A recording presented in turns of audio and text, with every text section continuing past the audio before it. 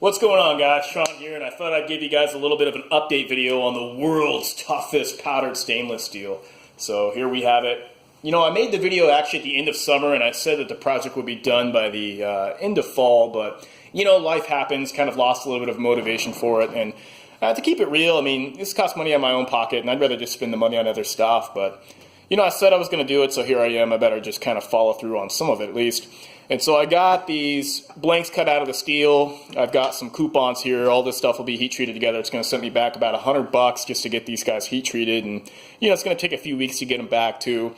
The idea with the heat treating is since Elmax is so finicky when it comes to the Rockwell hardness, Elmax likes to be at 61. So we're going to adjust the austenizing temperatures on all these guys over here, the CPM 154 and the S35VN, to also be at 61 HRC. They're going to get an immediate cryo. They're going to get a low temper, all that stuff, but 61 HRC is the idea with all these guys right here. You know, I tried to get it all the same thickness, but Alpha Knife Supply, all they had was 0.110 for these guys right here, and then 0.104 for Elmax. So the Elmax is a little bit thinner, but just trust me, guys, I'm going to try to get the same blade thickness and grind and all that stuff on these guys, the best that I can to the best of my ability on the finished product. So yeah, it should be interesting. We'll kind of see what's going on. You know, as a rule of thumb, when it comes to steels, the higher volume you go with alloy and carbides, you reduce the toughness, but you increase the wear resistance. At the same time, the lower you go with it, you know, you're going to get a lot more toughness out of it. But then we've got the kind of curveball in there as far as this has the third generation powder, and these two right here have the first gen powder.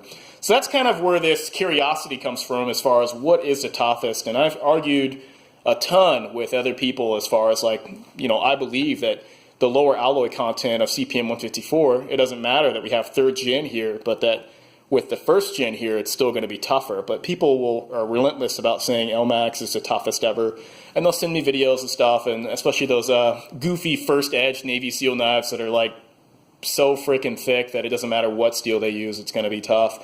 So the idea by making these kind of hunting knife designs is you could really see the limits of a steel when you actually have a thin grind and thin stock and all that stuff, and high hardness and a smoke and edge on there as well. So we'll put all that stuff together and we'll put this to the test with some caveman testing.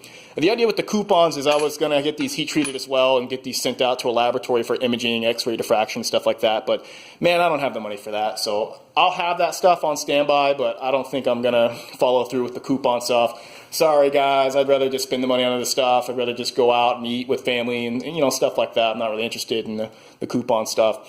You know, funny thing about this testing stuff is, you know, I don't owe anybody anything. This isn't my job. This is just, you know, kind of stuff I like for fun to share. You know, at least when I buy a knife, a pocket knife and stuff like that, I got the pocket knife in my pocket regardless of if I decide to share with you guys or not. So that's why I like to buy, you know, a Spyderco or whatnot over just, you know, sacrificing all this stuff here for the altar of knowledge per se. But yeah, it should be interesting. You know, I'm kind of building my excitement back up, and yeah, I do rely on you guys to keep me motivated and to stay on task with this. But yeah, let's look for this project to be done, let's say the end of winter, beginning of spring. I'm gonna get these guys sent out for heat treat. God, I think after Christmas, I really want to focus on some family stuff for Christmas coming up here. I know you guys understand that. And yeah, so there we go. Toughest stainless powdered steel. Let's kind of figure this out. And yeah, I'm not saying that my video is going to be the end-all, be-all on it. You know, if you want to, you know, also do some testing too, you know, go for it. I think that other people we should all be doing kind of testing stuff like this to see and put all of our data and information together. So there we go, guys. So take it easy. Appreciate you. Peace.